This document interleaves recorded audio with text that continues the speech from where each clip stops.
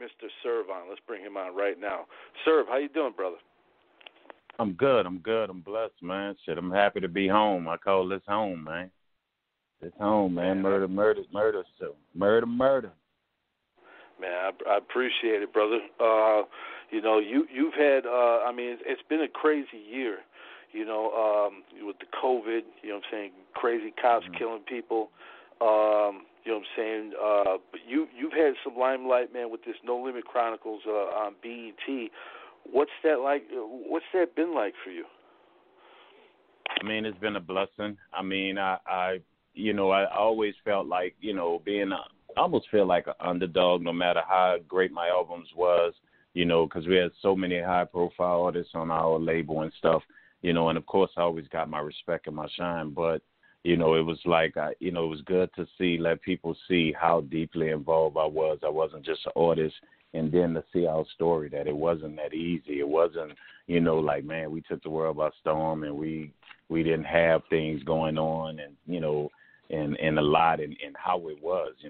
I'm glad that people got to see that, you know what I'm saying? I mean, so, and it's been good for me. I mean, the business, was already doing well, but, the Serv-On business is kind of really peaking at the right time, man. And so, especially what's going on here, so it was an awesome situation, man. And I got so much, man, that's coming on things that I'm already doing.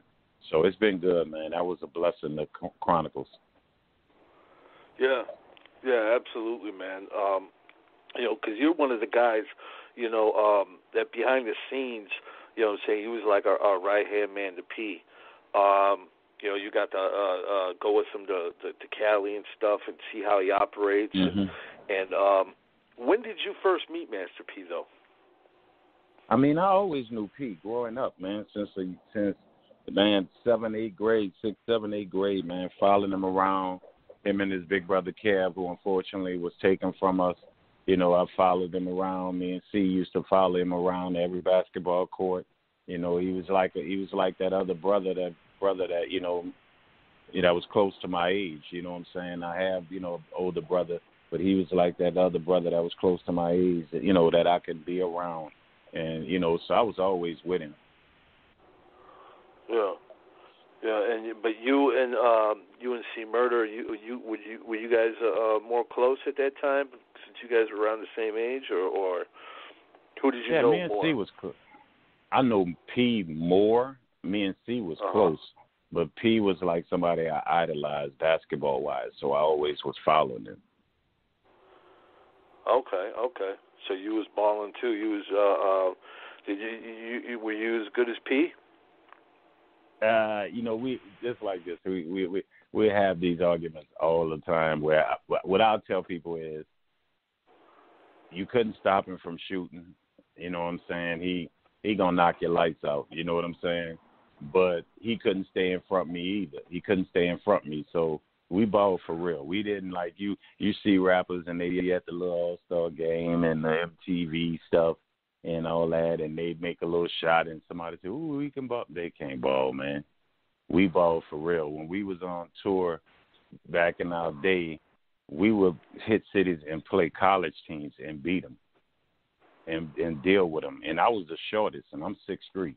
You know what I'm saying? But I was starting five. We basically, you know what I'm saying, was a college team. You know what I'm saying? Silk is like 6'7", 6, and they're 6'8".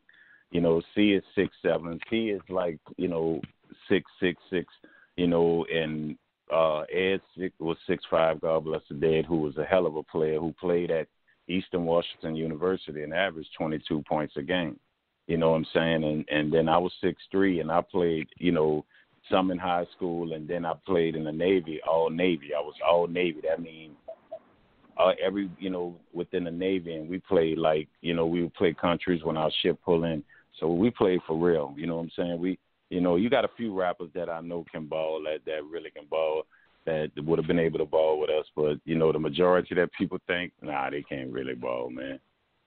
So we did it for real. Yeah.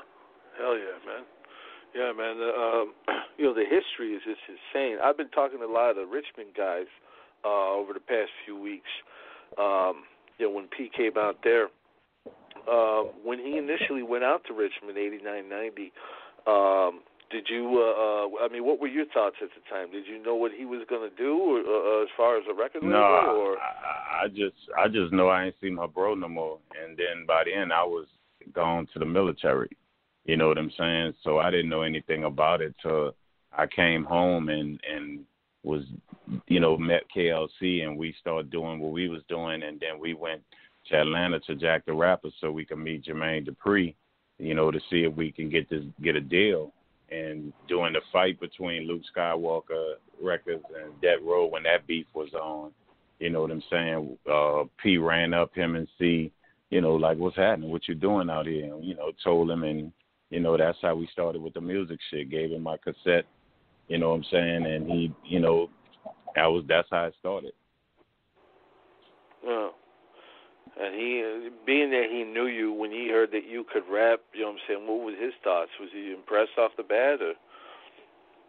He still was more like, he was impressed, because he actually used my hook on West Coast Bad Boys 1 first video, and you can hear him on the video. If you listen to the hook, it say, hoping to get our Serv-On, but y'all don't hear us, though.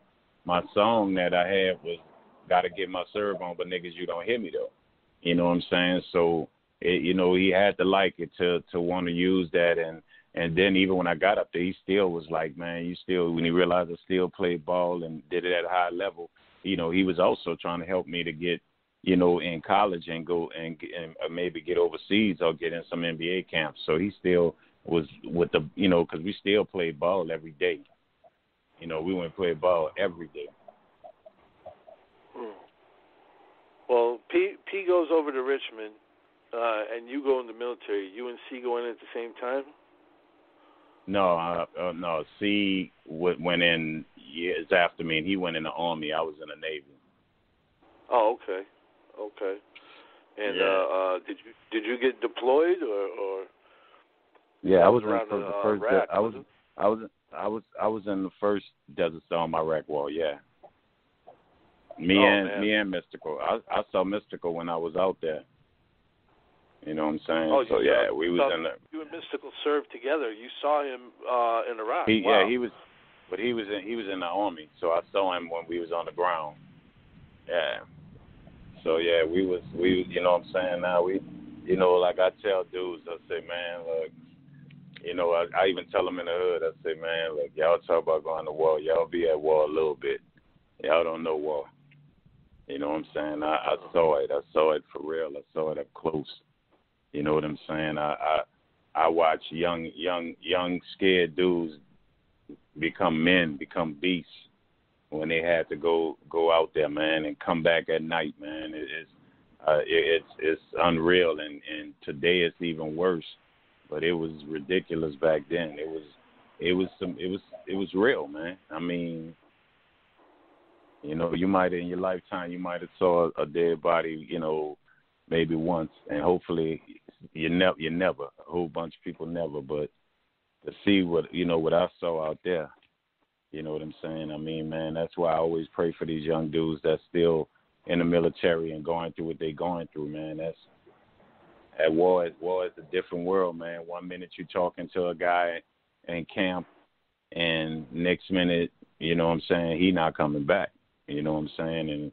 And that was happening often, you know what I'm saying? Yeah, that's horrible. And you would think now, 2020, these endless wars wouldn't be around anymore.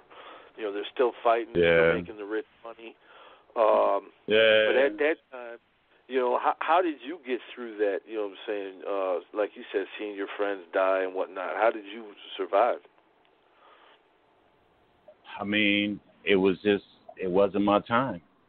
It wasn't my time, and that's when rap really was getting into my mind, because the stuff I was writing, the shit I was seeing, it was, and people always was like, man, your stuff is dark, and if you saw what I saw growing up, it was crazy. But then going there and seeing, what I saw and what I went through. I mean, but it just wasn't my time. I guess that's the only way I could look at it. Oh. That's wild, man. You guys were No Limit soldiers for real. You served in the Gulf War, Mystical, and C Murder. Did anybody else that you know of on No Limit serve over there? No.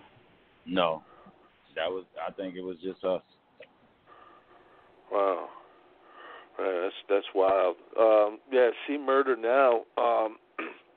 There's a chance he might get out. I guess Kim Kardashian's trying to, help with that situation. He's been in there for about 16 years, right? Yeah, man. My dude been gone a while, man. That's that's rough, man. You know what I'm saying? I mean, and it's not because he's my guy, man. It's known he's innocent, and that's a hard. I love him and I miss him to death, man. But I respect him in the sense of when you talk to him, that dude he still see. He's still a joke. He'll still talk, and under them circumstances, I don't know how he do it. Because you in there every day knowing you're an innocent man. And that's rough, man. Very, very, very unfortunate. If he have you had any opportunities to talk to him at all? I mean, yeah, we talk, man. I've talked to him and stuff. I never got to see him because I just have this belief, man. I can't go see my dudes in jail, man, because if I can't leave with him, I can't see him. You know what I'm saying? Yeah. It's hard for me, and he always joke and say when I talk to him, I get emotional, man, because that's my dude, man, and I just know, man. People don't know his heart, man. They don't know who he really is. They know the music, but they don't know how good of a dude he is, man. How caring of a guy he is, man. Yeah. So it's hard. I interviewed him several times. Always very humble individual. Yeah. Yeah, man. He seemed like New Orleans really loved him. They still do. Oh man, they want him back home. Oh, hell yeah, man. Everywhere love him, man. New Orleans, they miss him, man, because like me and C used to get in trouble because we used to always be in New Orleans. And P, he just didn't want us down there. C was always around, man, so people loved to see him. And he was just C. Yeah. People, you know what I'm saying? It was like a larger-than-life figure, so to speak. Yeah, he was, man, and he loved the kids. He always was there to help them in any way he could. He'll help anybody. That's why I just know, the kid, God bless that kid's soul that was lost that night, and it's crazy because a family member of mine was, like, friends with the kid. And, me and that family member sometimes have our differences, because how he feel, and, like, I'm like, my boy innocent. And so it's rough, man, because and if that dude was somebody that looked up to CC, would have never hurt him, man, ever.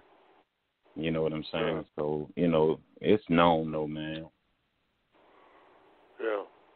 So we come from a crooked system, man, and then where he went to court at, that New Orleans is New Orleans, but outside of New Orleans, Kenner, Jefferson, man, there's some racist areas, man, and my one situation with racist police, man, you know what I'm saying, was, where I was stopped and, within that area, and I was stopped and, and I was complying and everything, and I thank God it was some females following me to take a picture with me, and, that same area, just show you how those cops are in that system. You know what I'm saying? He just said, "Oh, I need backup," and I turned around like backup, and then he hit me. You know what I'm saying? With the little iron billy thing they have. You know what I'm saying? And he hit me, and I turned around and hit him. And then the other cop pulled up. You know what I'm saying? And it was like basically a fight for my life with them. You feel what I'm saying? And if them females wouldn't have been there, they probably would have killed me. And I ended up taking me to jail. So. that area, that area where he went to jail at, it's no chance for a black man in that area, man. Man, that's horrible. Yeah, I've read a lot of reports about corruption and you know what I'm saying, people coming forward to speak on C's behalf and they didn't want to hear it. They didn't. Nothing. Yeah. And they got away with it, you know. Yeah, so, he'll be home, man. I don't even look at it like, hopefully he'll be home, man, and and it's much respect to Kim and Monica, you know what I'm saying, and everybody else, and his brother P, who's been fighting for him, Silk, who's been fighting for him, his family, everybody, the lawyers and things like that that's been fighting for him, everybody together. It's a full effort, and I'm glad that it's being brought to the light even more, so, to put some pressure in. I think we have a good governor here now.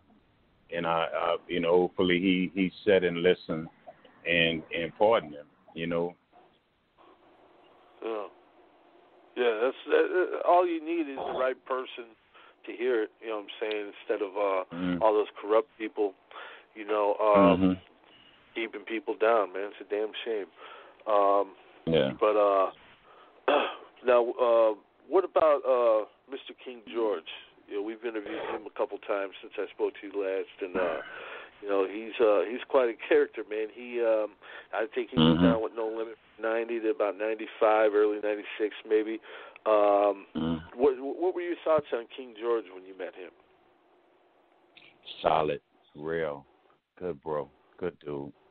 You know what I'm saying? I still to this day, man.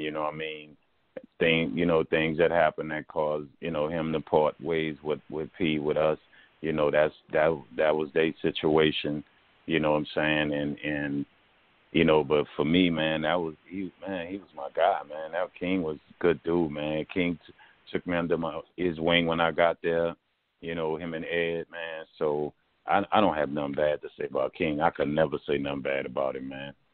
You know what I'm saying? I just couldn't. He wasn't a bad dude. He was a loyal, dedicated dude. I think he just got caught in an unfortunate situation. Yeah. So I got love for him, bro. You know what I mean? Yeah. So Lil Rick said he had P's back to the max. Yeah, Lil Rick was so talented, and still is. You know what I'm saying? And good dude, man. Real good dude.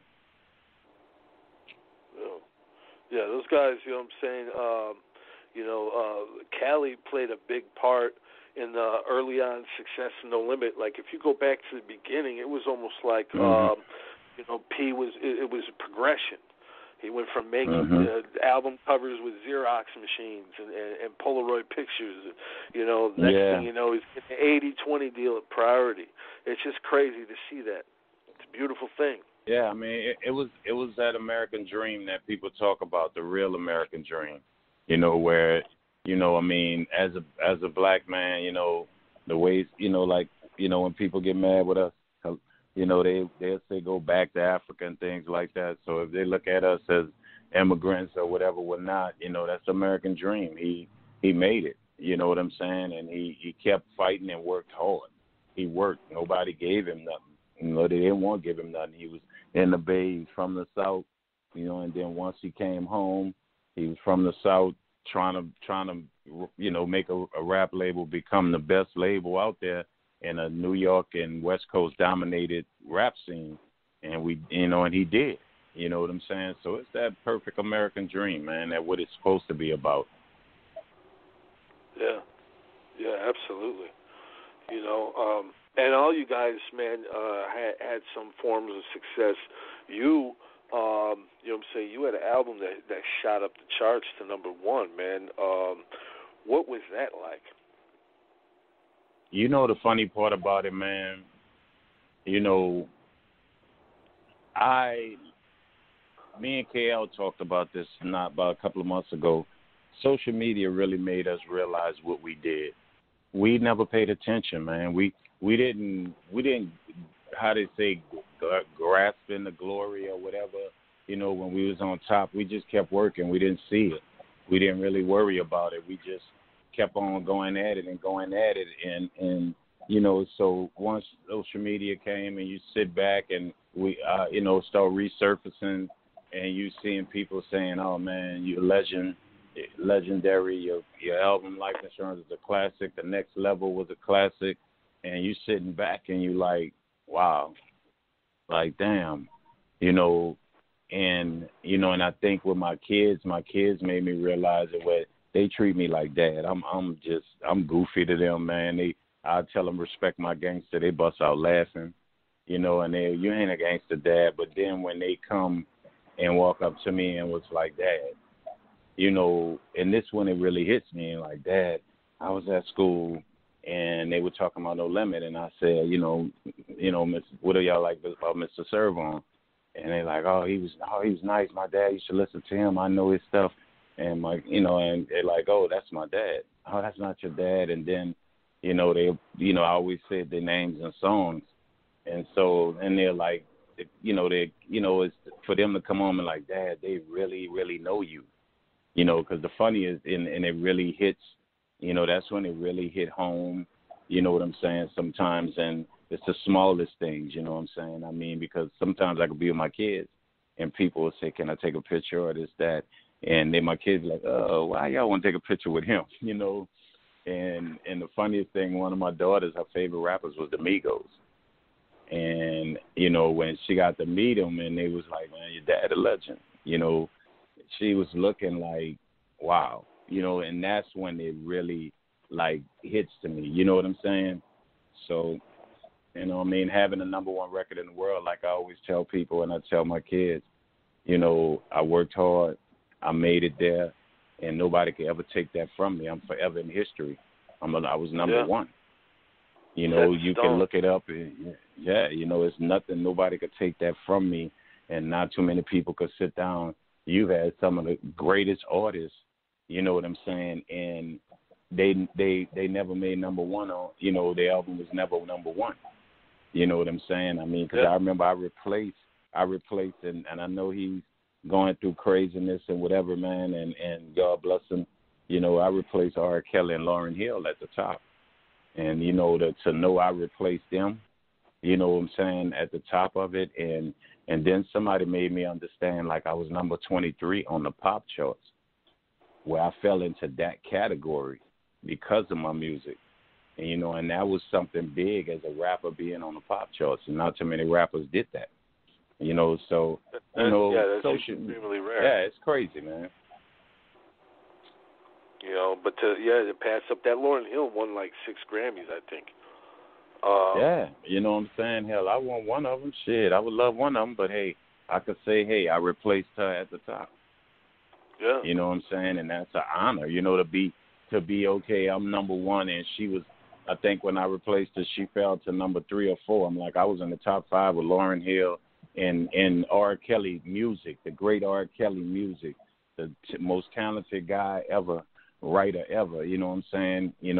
Besides his indiscretions or whatever, but I was in the top 5 with them. You got people like, No, I'm sorry, sir. I was just going to say, man, actually, the album made it. What did you say it was? 21 on the U.S. Billboard 200. It was 20. It was 23 on the pop charts, and then it was number 1 on the rap charts. Okay, yeah. Level. Well, according to what I'm looking at here, it was number 1 on the top R&B hip hop albums, and it was number 14 on the U.S. Billboard 200, which would be the pop charts. Okay. Yeah. So man. You're up there a little bit more, man. You're undercutting yourself, sir. What you doing, man? Yeah, I think, but you know what? It might have been Life Insurance is number 5 and then 23 on the other one. Yeah. So, and that's even better to know, man. You know what I mean? But it means a lot, man, because one thing for me, I always said, I want to be remembered. I want, when I'm no longer here in flesh, I want my words to still be here.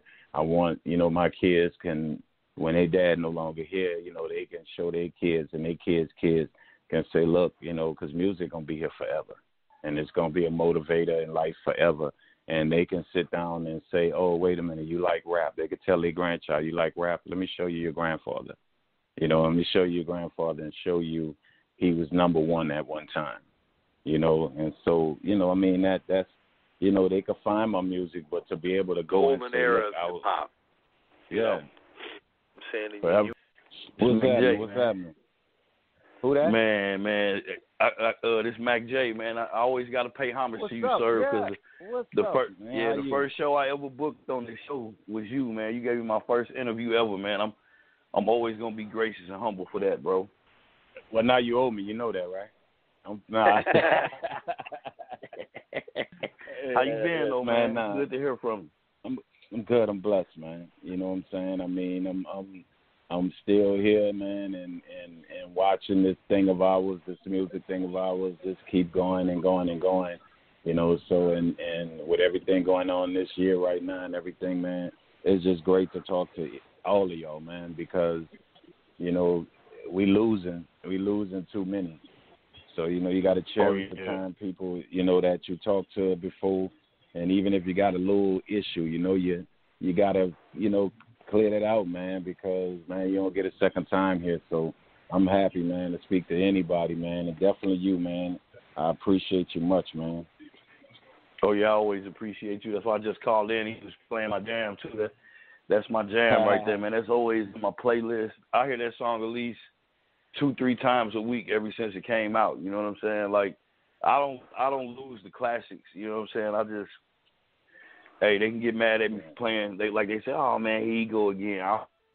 Yeah, man. I don't never care, man. We can't never let music like that die, man. Yeah, man. People gonna be the way they gonna be, man. They gonna feel the way they gonna feel, man. You stick to your convictions and what you love and what you do.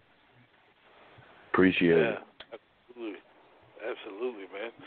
I had to bring out Mac J, man. He booked this show, man, about 7 years ago, man. 6-7 years ago, something like that. Yeah, that's crazy. Many classic episodes you called into. I still remember you and Bushwick and Pooh Man and DJ Paul just shouting. Man, that was nice. And think about that, man. Like, God bless the dead. He's not even here no more. Bush, you know what I'm saying? A legend, man. Yeah. He was before me in the South. Like when I remember coming on there, like I said it, man. I bow to you. You feel what I'm saying? And he not here, man, and that's crazy, man. Just show you how life is. I was so glad we were able to do that, man.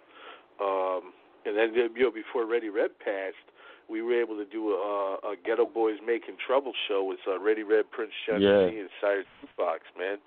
Wow. That happened about a month before Red died. It was like, you got to give people their flowers while they're here. And that's what we've been trying to do. That's been one of the missions since day one. Definitely, man, and y'all do it, man, and that's we greatly appreciate it because we're starting to understand, like, man, it's not just about the fame no more. A lot of us done had it. It's just more or less like not just about being relevant. It's just about, give me that love, man. I did my job, so, we appreciate it, trust me. Oh, yeah, no doubt, man. You get definitely one of the real ones. I'm going to bring on the homie Sin from France. He's got a couple questions for you real quick, Mr. Serv-On. Okay. Sin, you there, brother? Yes, sir. Yes, sir. Hi, Scott. Hi, Mike. Hi, legendary Mr. Serv-On. It's always an honor How you doing? to have you on the show. Yeah. I'm fine. It's an honor to talk to you, man. Thank you, man. Very nice, yeah. Can you tell us about the song Time to Check My 30 with produced by legendary Kelsey from your album Leaf and Surrounds? Wait, say that again? Oh, it's a song Time to Check My 30 with Master P. Time to Check My 30. Yeah. Yes, sir. He wants to know about that song. Yeah. Well, what it was, man, because what P would do, he would let us, be creative on our own, man, and do our thing, you know what I'm saying? But then, he's such a genius. He'd come in and say, look, you know what I'm saying, there's certain songs, you know what I'm saying, that he's like, you know what, this is what you need. and he just, being him, you know what I'm saying? It was he just came up with it, you know what I'm saying? And he was always a master of that, but he felt I needed that money hustle song, you know what I'm saying? That strong song, you know what I'm saying? And then he kind of knew the life I was living, before No Limit, how I was getting my money and what I was doing and how I was, so that's where that song came from. That was his idea, of that song, and wanted me to talk more about where I was from, because if you notice, he talk about in there going up, you had a turn on 2nd and D, end up on Barone. He knew my route and the things I used to do in his route. So, that was a real song. Yeah, for sure. You got also a song with two legends who died. It was with Manuel Slim and the New Orleans pioneer, the late Warren Mays. It was in '94. Soulja met for working on the label of KNC, his label Parkway Pumping Records. Can you tell us about how it was to record with Manuel Slim and the pioneer, the late Warren Mays? He was a legend too. Yeah. Well, I'm gonna trip you out, man. I'm gonna tell you something that me and KL might not have ended up on No Limit if Warren Mays would have lived. Warren Mays was actually giving me and KL. He was gonna back me and KLC money wise to do our own label and really give us a lot of money. He gave us a club. Where he got a club that he gave KL, and we was about to open it, you know what I'm saying? And then he really was putting up a lot of money for us to do it, to really sign everybody that we already had, like Soulja Slim, the Mysticals, everybody that was with us. He was about to really give us, like I'm talking about like $200,000 to do a label. So, and if that would have happened, you know what I'm saying, more than likely, you know what I'm saying, we wouldn't have ended up at No Limit. So, him passing, but being around Warren was before his time, man. Warren was, people talk about they were, rappers say, oh, man, I was a hustler. No, he was big time. He was big time in the streets. You know what I'm saying? But he was the coolest dude, and a lot of people don't know Mia X's beautiful daughter, that's Warren Mays' daughter. If you ever look at Mia's daughter, she has a daughter, and you will see how Warren, she has the same eyes, everything, same hair. That's Warren Mays, so Warren was a good dude. And, and with Soulja Slim, Slim was just Slim. Slim was a good dude. Everybody talk about the thug part of it, man, but he was a good dude, man, and he worked. When he got in studio, it was serious. You might see some videos where he talking shit and acting up, and when that dude got in studio, he worked. He know what he wanted to do, and every song he rapped, it was real. If he said it, it happened. You know what I'm saying? So it was an honor, man, to watch him, as a young dude, you know what I'm saying? And I always look at life, if he could have not went to jail, early on when these Soldiers Were Made for Walking, when that album was out, because that was a hot album. He went to jail. He couldn't perform. He couldn't push it, and then the No Limit stuff, he went back to jail, and then once he was about to start blowing with his own deal, he was taken from us. So it was like, the world, that dude was very talented, man. Was he like the Nipsey Hussle of his time? Like the Nipsey Hussle in New Orleans? I think he was, we always said he was the Pac of New Orleans. You know what I'm saying? Not, Nipsey, he was like Nipsey. He was real, you know what I'm saying? I think, he hadn't got to that mindset. He still was rough around the edges. He hadn't got to that mindset like Nipsey to with the community and with the times and stuff like that, and the things Nipsey was doing. Slim was maturing to get there. He would have got there, I felt, because he loved New Orleans. He would have did anything for New Orleans. He hadn't learned how to be that way yet. Oh. So he was more like the Pac, like he was more like he was still rough around the edges, you know what I'm saying, militant, but at the same time, you know what I'm saying, a visionary, just ahead of his time. Yeah. Oh, definitely. He knew what he wanted to do when he came in the studio. He knew who needed to be on this song, that song. His little partners, he didn't just put them on to put them on. The right ones on it. He knew talent. All his guys, Chaotic the Kid, you know what I'm saying? All his guys that was around him, Trinity, you know, they were, you know, he picked them. They were a hell of an artist. I think he would have been a hell of a CEO, man. I think he would have built the empire. Just imagine what would have happened if guys like him and Pac and, you know what I'm saying, would have been around these last 20 years, man. Biggie, Pun. Imagine. Easy, of course. Yeah, I mean. They're all visionaries. Yeah, definitely. I think, you know, I always said I wonder if Biggie would have been around, man, because Biggie was going to turn into a hell of a businessman. Yeah. You know, I think all of them guys you named would have turned more into businessmen. You know, Pac was getting his own label, his own deal, you know, and then I look at Pac forecast all this, man, everything that's happening today. Oh, yeah. You know what I'm saying? Yep. I mean, he had an interview where he talked about Donald Trump, about not being right, and you got all this money, but you won't help people, and now he's in the White House, and he's doing more harm than help. So that's just crazy that he spoke of these things, and police brutality and police killing and stand up for yourself and things like that. And you know, he was before his time. Yeah, all those guys were. You know what I'm saying? They definitely ahead of their time. You know, but now you re-released the you know what I'm saying, life insurance in the next level. How did you do that? Yeah, I released. Well, what it is I re-released life insurance, and it was supposed to be life insurance in the next level together, but I decided to do something different, and I'm the first one to do it. You know, I did the audio talking about how each song was made, the sessions and everything, so it ended up making it to the point where it's a 3 CD set, and it's two volumes on digital. You know what I'm saying? Because it was so much. You know, so yeah, man. So, but we about to release on we about to release the next level on my birthday, September 18th. Oh wow, that's coming up here real soon. Talking about next level. Go ahead, Sam. Can you tell us about the featuring with Big Punish? It was Dover, New York to NO, produced by Craig B. Yeah, well, to become him. Yeah, how that came to intuition.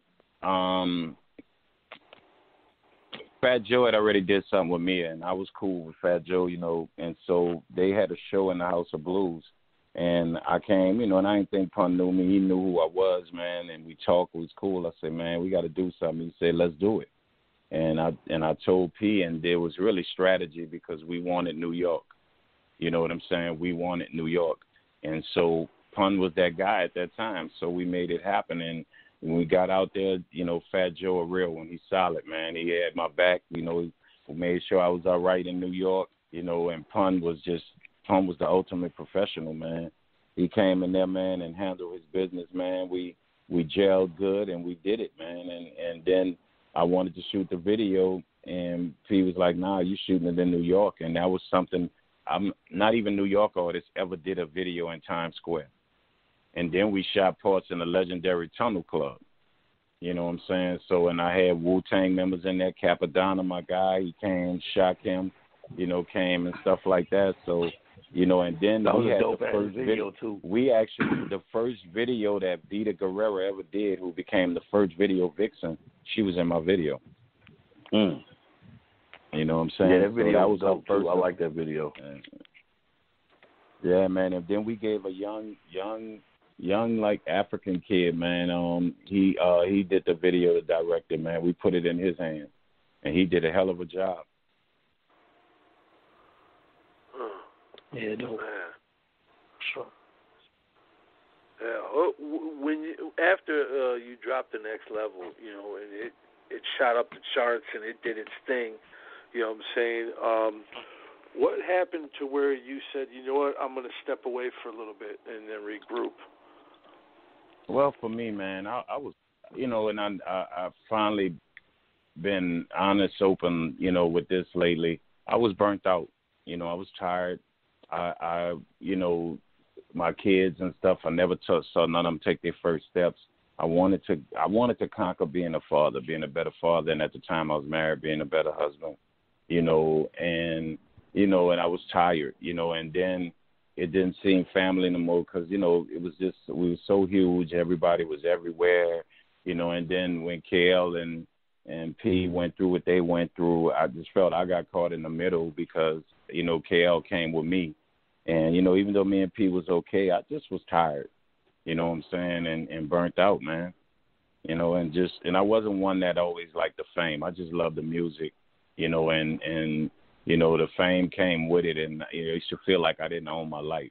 You know what I mean? With fans, you had to talk to them. You was with your family, man, and they, it was times that, and I loved the fans, but it was times that, you would have guys like, oh, man, I want to take a picture. I'm like, I'm with my family, give me a second. And they'll trip out and go off. I get in incidents in front of my kids. And it was just like I just wanted a break.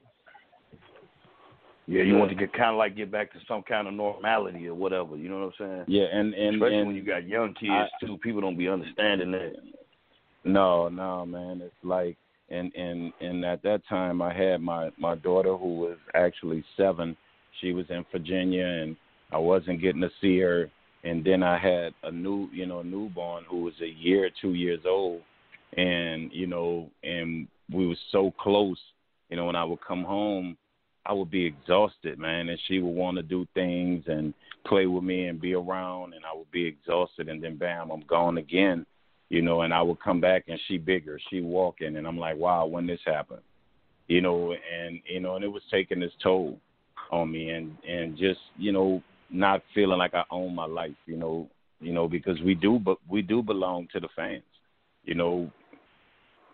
so, it's, and that's what it was. Yeah, absolutely, man. I respect that 100%. People sometimes they got to regroup. They got to go back and see their kids and their family, and that's stand-up shit, man. I salute you for that. Yeah, definitely, man. But you had a great time, throughout the years, with No Limit, Master P. Oh, you yeah, guys are getting man. the shine you deserve now. I'm very happy to see that. What's in the future for you, Mr. Serv-On? Oh, man, I have so much going on, man, and I love what I'm doing now, man. I mean, yeah, I'm re-releasing music, and then I'm releasing new music all the time. I'm doing a lot of features. But what I'm into now, man, is to consulting other artists and mentoring other artists. My consultation business has really picked up their branding and coming in and seeing artists with talent and then showing them how to build a business, build a brand. If they can't make a hit song, but they got the talent, we make one for them. And I like that. I like creating. I want to have, and a couple who has gotten, deals. I got some ones I'm dealing with now, who I feel are very talented. The Trap Girls out of Little Rock, Arkansas. They just imagine 2 females, but they mix with Mia, LaChat, and Gangsta Boo. Just take those and put them all together, and then you got 2 chicks, and they about to be that. They street, but they got it. You know what I'm saying? And then I got one guy. You remember the his name is Armani out of Meridian, Mississippi. And remember the Kanye Dropout album, Kanye from the Dropout Kanye? Yeah, you know what I'm saying? When Kanye was that hell of an artist and a hell of a producer. You feel what I'm saying? Yeah, this kid is that all over again. You know what I'm saying? And I got him, and I got a kid, that I'm working with, down pat from out of Florida, who I think has one of the greatest ears and knows how to put together songs, and a hell of a lyricist. You know what I'm saying? And so, I'm working with him. We had him on here too. Yeah, man. Pat is he's unbelievable, man. And he's really right now my partner in doing things with the No Limit albums, and I'm gonna spend more time getting him where he need to go, because I want him to get his time. You know what I'm saying? So it's and I'm working with some new young producers. I have my Hit Gurus production company. I'm writing short films now. I've developed something new for the artists, getting them to shoot short films instead of just shooting a bunch of videos, teaching them how to catch streaming money in different avenues, having a short film, you catch them, on Prime and Amazon Prime and Netflix and all that. But then at the same time, you'll be able to still get your streaming from your videos because I'm ad-libbing those videos within that and writing these short films for them. So just coming up with more innovative ways for artists to build a brand. And I like that. I want to sit back and be able to look at having 4 or 5 artists that's at the top, in a couple of years and being able to watch that and know that they're going to do it right because they was taught right. Yeah. By somebody who's been, who has the experience, who's been there. Yeah, and also, just teaching them business and also about dealing with their communities. And, I want them to be artists. I want to change the narrative of what people think of rappers, even though we don't care sometimes, but I want to change the narrative, put artists out there that are great artists, great businessmen, community leaders, you know what I'm saying, and not with all the rah-rah and all the craziness that goes on with social media today. I want them to use social media the same way the people that invented social media uses it, which is a tool to create revenue and also create change and things like that. So I want those type of artists. That's what I'm building. That's what's up, man. The game need a lot of that too, as far as when it comes to the rap section of the game too. You know what I'm saying? Like, because they don't need to see that everybody is just out there on the rah-rah or the social media beefing or the trend chasing and all that. It's kind of refreshing to see cats that ain't on that, especially young guys, Yeah, and that's what I want. I love seeing a young guy that's moving older than what he really is because he's thinking ahead of time. Yeah, because if you create that, and that's how you can narrate the change. You create 4 or 5 of those type of artists, male and female, and they become very successful, then that's going to be the blueprint. So other artists behind going to follow, and now you're going to have artists that will work together that will not be with the beef or they not dying in their city. Like all these great, awesome Chicago rappers are constantly dying or getting shot up and things like that, and they'll never get to really see the fruits of what they want. I want to create artists that knows how to not deal with, know how to, like stick to your music, stick to your brand. Like I was telling my young artist of mine, he's rising right now, and I warned him, like I let him see Biggie video when it was interviewing him in Rap City, Joe Claire, and he just sit back and say, more money, more problems. And I said, look at that look on his face. It's like he knew, you know what I'm saying, what was going to come to him. But he couldn't get out the way of it because he was put right there. You don't have to be put right there. You can, and he's rising and perfect example. And then I got some other kid, who I guess just wants some notoriety, now just out the clear blue talking to him. And he's a real one. And I'm like, look, unless he comes and get in your way, get to your house and your kid, don't ignore that. Don't worry about that. You feel what I'm saying? You leave that alone because that's going to derail you. And a lot of young artists today don't have nobody to tell them that. I mean, you look at the situation where Meg, such a talented young lady, fought hard, got where she at, and Tory Lanez, who's a talented artist, good kid, might have been drinking that night, mentally, not right, and nobody was there to control that situation. Nobody was there to where they've been taught, don't put yourself in this position. You getting that drunk, you should, you know what I'm saying? You ain't got to be like that. Whatever the situation, like you say, was alcohol involved, you know what I'm saying? And Meg is a superstar. Tory is a superstar. And there's no way she should have been in that position. If she'd had the right people in there, she might not even been in that club. That's the one thing I loved about with P. He used to get on me about going to clubs, and I finally had an incident. And he said, see what I'm talking about? You know, and after that, that's why we never did after parties. We just came, did our business, and we went back to the hotel, got up the next day, went to the next city. You know what I'm saying? Our mission was to get our families out of poverty and build ourselves for the future. And that's what I'm trying to do with a lot of these artists, man. And when I look at the Meg thing, you know, where was the people that you know, you're a superstar. You don't need to be in the spot you was at and doing what you was doing. You know, when you sign up for this shit, you know what I'm saying? You got to understand the bad with the good. You know, and I feel bad for her. She's a female. And I feel bad for Tory. Tory was that guy. You know, he's one of them little guys, them young superstars. And now he because of a alcohol related situation, one bad decision, whatever the situation was, now that kid name is smeared, everything, you know, is pushed back. And now how he come out that, and this is what I mean about artists like myself and other older artists, you can't be mad at these youngsters getting it. Teach them. All right, who's teaching Tory right now? Like, don't make a mistake and come out and put a song out talking crazy. Don't say nothing right now.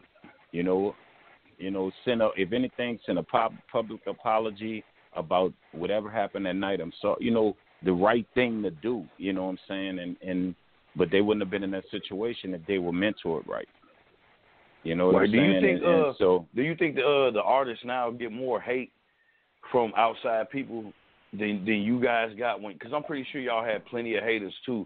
But do you think with the access that they got with the social media now, a lot of them just don't know how to handle a whole lot of the access that people have to them, and they react off of it wrong? Do you think they got more haters?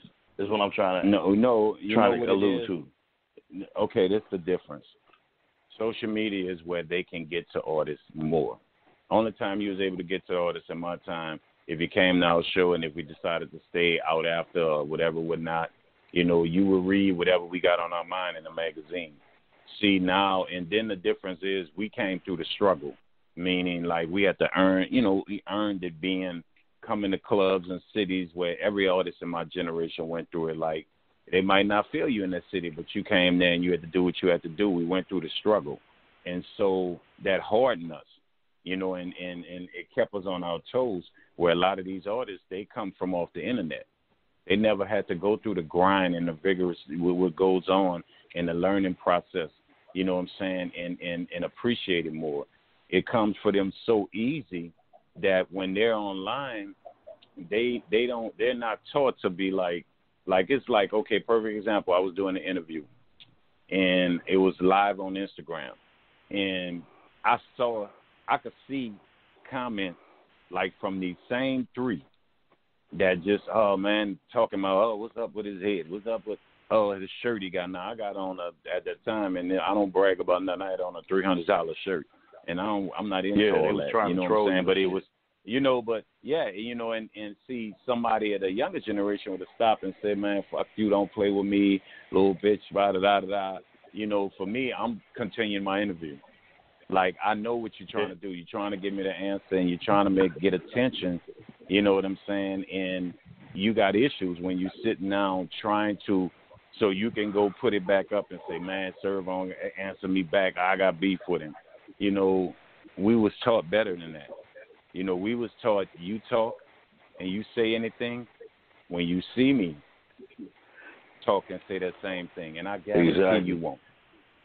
Yeah, you know, I had it like that once before years ago. Remember that prayers when I used to go in the comments, people would be on the comments and they just talk that shit, you know, and I always felt like I had to defend what me and Prayers was doing. The Prayers told me the same thing. He was like, man, look, you'll be fighting with these dudes all day, every day. They just happy that it's actually you that's responsible. Arguing with a Trump supporter, you're just not going to get through to him. You ain't going to get through, man. And then, again, a lot of people, man, I'm going to be real with you, a lot of these young people that be doing that to these artists, they don't have nothing going on with their life, man. And so, you know, they got a lot of young people are troubled, man, and that's how I look at it, that come on there and troll and all this other stuff, you know what I mean, and they just need attention. And what you can do as an artist, and see these younger artists, you know, it's not that they have more haters, because we probably had a whole lot, man. We might have sold 1 million records, but we probably had we had millions, probably millions that didn't like us. I mean, I see it now on social media. Oh man, all of them were whack. All of them, but they weren't able to get to us. And even now, like for me, I don't even argue with guys. I had a guy one day that was just like, oh man, he whack as shit, and he didn't know I'm on Facebook and my name on there, my real name, Corey Smith. So he thinking, and it's in the No Limit group. Now he in the No Limit group chat. And he's like, man, Serv was whack as shit. I said, damn, that's how you thought he was whack? He was like, bro, you know he whack. And everybody in there that was in there knew that was me, you know what I'm saying? And they just kept laughing out loud saying, you don't even know who you talking to. And I said, well, apparently you got his music, right? And he was like, yeah. He said, but it was whack. I said, so you paid for both albums? Yeah, but it was whack. I said, okay. I said, well, I want to thank you for your contribution. My kids, man, especially the ones that got businesses and they graduated from college, we thank you. And he ran back, and he comes in my inbox. Man, I'm just saying, man, it's like you changed your style. So he was mad at me that I changed my style from life insurance to the next level. So all of a sudden I'm whack to him. And then when we start really talking, this is the one going to get you. His ex-wife, used to love my music, and he said he just couldn't stand me from then on. See, so he had his own little issues and took it out on your music, man. Yeah. I mean, but that's the way it is today, man. I think a lot of these young kids that are on the internet talking reckless to these young rappers, they are, you know what I'm saying, they more or less, they a lot of them don't have fathers. A lot of them don't have good family stuff to teach them, like, don't do that. You know what I'm saying? I see when my son talking to his friends, you know what I'm saying, and I catch him cursing, like really cursing. Like I called my son one day, you know what I'm saying, and all the cursing I did, right, on the song, and just show you how some of these kids don't have parents that know what they're doing. I watch my son. I don't chime in. I don't say anything until I saw him with the man nigga this and fuck that, you little bitch and all this. And I came on there. I said, young man, we don't do it like that. And he didn't respond again. And he was like, Dad, why you did me like that? I said, man, you don't be, you know what I'm saying? I use that N-word too much. I said, and I'm not trying to use it. I said, and then you cursing and calling another man out his name. I said, unless you ready to go toe-to-toe with that man, you don't do that. And so, I think that's what a lot of these, but I think that's why you see a lot of these young people trolling these other ones, and then a lot of them be rappers that's trolling these other young rappers, going at them because they don't have what it takes to be big, and so they trying to do it the lazy way. I'm gonna get him to say something, this and that and that. And a lot of these young rappers, they don't have mentors. They don't have the right people telling them, man, don't answer that shit. Don't pay no attention to that, man. This what comes with it. When you at the top, this what comes with it. Oh yeah. Absolutely. You know what I'm saying? Like I told Mac, years ago, I try my best to just ignore the comments. I mean, I had him say some of the craziest things. Like when my dad had cancer, I had some asshole on YouTube say, is your dad dead yet? It's like, what in the fuck? You know what I'm saying? You can't argue with some asshole that's 1,200 miles away or even in another country, and you don't know if that's a 15-year-old kid, a 40-year-old woman. It's a fake profile. It's a fake fuck on the other side of that computer screen, and just wanting drama. Yeah, and most of them, they don't even have a picture, no post. That's just what they doing, and all you could do, man, is when they go deep like that, when they disrespectful in that manner, what you was going through, I'm not mad at you for saying something if you said something. You know what I'm saying? But it's like, man, I done got to the point where I'm like, they gonna say what they gonna say, man, and it don't change nothing. So it is what it is. It comes with this. This what comes with it, bro. Yeah. Social media is a gift and a curse. Social media is a gift and a curse, man. It is, man. It's a gift for the great people we meet along the way. You know what I'm saying? And then it's a curse for the people like that we got to deal with. But you know, I won't keep you much longer. I just got one more for you, Serv. I saw a clip the other day about where you guys were doing a concert. I don't know if you were at this concert or not, but Snoop was backstage and Death Row caught him. And you guys didn't know about it. You guys were still performing.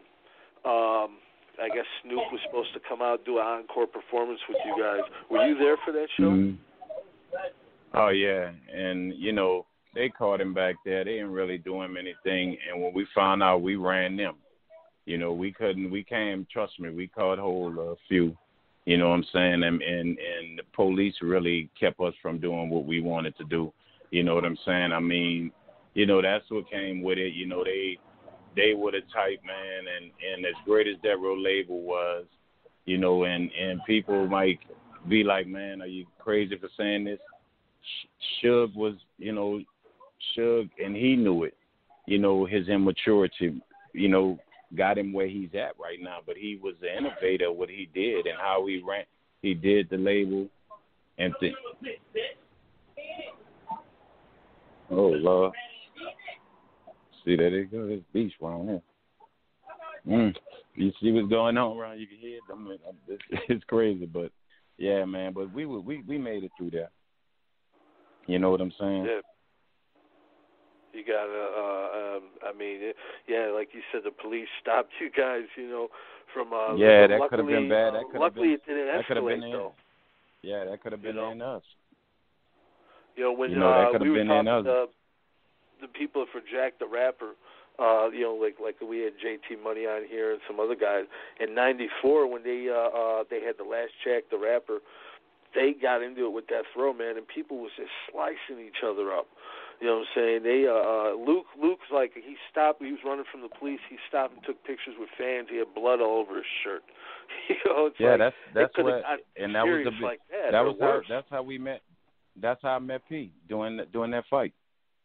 Like met P again and gave him my cassette doing that fight at Jack the Rapper's. Yeah. Oh, so you were at the Death Row Luke Records brawl over there? Jack the Rapper's at the Marriott Marquis in Atlanta. Yeah. Wow. That's where I met one, P and too. met P and gave him my first cassette. That's crazy. What the hell were you guys thinking? Man, we was. I mean, me and KL was together. I had my gun with me. We just watching this shit unfold, and we were actually in the corner, you know, with what's their name, man? What's the group that T.I. wife was with at one time? I forgot her name. Escape. Yeah, they were about to get on the elevator, and we were in the corner standing like next to them when all this was going on, and P walked up him and see like what's happening, like through all this chaos, you know, like what's happening. Wow. It's not really. But then again, you guys are from New Orleans. At this point, you already been in the Gulf War, so you that some stuff, crazy man. shit pop off. As long as it didn't come near us, we was good. Yeah. That's so wild, though, man. You was right in the vicinity of JT Money and all them guys, and that's. I just brought that up by chance because of the Snoop one, man. That's wild that you were there. Yeah, man. And by the way, JT, man, always been one of my favorites, man. Yeah, he's cold, man. He's got a new album coming out himself. You know. Yeah, maybe you guys could do something in the future. That would be a hell of a collaboration. Yeah, hey, man, that would be an honor with him. You know what I'm saying? It'd definitely be an honor. Yeah. You know, so shit. Definitely, man. Y'all hook it up. We could make it happen, man. Definitely. Well, Serv, before we get out of here, man, is there anything you want to say? Platform is all yours, man. I just want to say, man, to everybody out there, man, number one, stay safe. You know what I'm saying? Be closer to your family. You know, love each other. Get past any beefs you got with your family, because tomorrow, and I promise, my young artists, man, you're a brand like Coke and Pepsi. Build your brand. Work hard. Do what you got to do. perfect your craft, man. Just stay in studio, work. Nothing is given to you, and support each other, man. I mean, take the challenge. If he hot, you hot, y'all do something together and see who the hottest on the track, man. Make history. This thing of ours done went through too many changes, and the young guys, y'all holding it, man. I have nothing against none of y'all. I love y'all out there. Just do what y'all got to do, man, and go out and vote, man. It's time that this guy, I don't say his name, that guy, he got to go. I'm not sitting there saying I'm a Biden, Kamala Harris, if I pronounce her name right, I'm not saying, but I felt like we need a younger blood in there, but, it is what it is. But this guy, we have to get our country back. I think everybody out there has voiced the way they really feel. Even the people that are racist, they done came out, they done got it all out their system. And hopefully when he gone, they'll see, okay, being that way and listening to him and all the things that were going on, it didn't help them not 1 minute to get better and better in life, where, it's a struggle.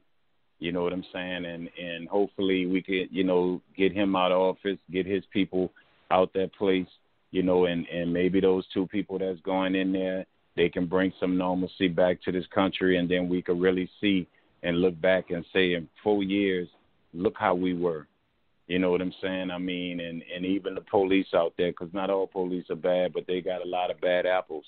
You know what I'm saying? Oh, yeah. And I think, and maybe somebody get in there and not, take it out on all the police, because we do need police in our communities. But, we're not mature enough to police our communities yet. I don't care what skin color you are in your community. We're not, dedicated in there for that. But I think somebody in there to punish the ones to the fullest that are wrong, weed out the other ones within the justice system, put the right people in there, and our young people, please stand up, go vote. You know what I'm saying? Yeah. Don't let nobody tell you your vote don't count. You know what I'm saying? Just do it. Get him out of there. It's time, man. Our country our country is broken, man. It's more broken than it's ever been. And we're headed the wrong direction. You know what I mean? And it needs to be straightened out. So just everybody out there, be safe. Make sure you taking better care of yourself health-wise, and just try to love more, man. That's the only things I want people to know out there. Man, this is real talk, man. Thank you, Mr. Serv-On. And the next level being re-released September 18th. September 18th, and are you going to have it digitally and physical? Or? Digital and physical, and life insurance is out there right now, streaming like crazy. Go check it out. Y'all say y'all wanted it, it's there now.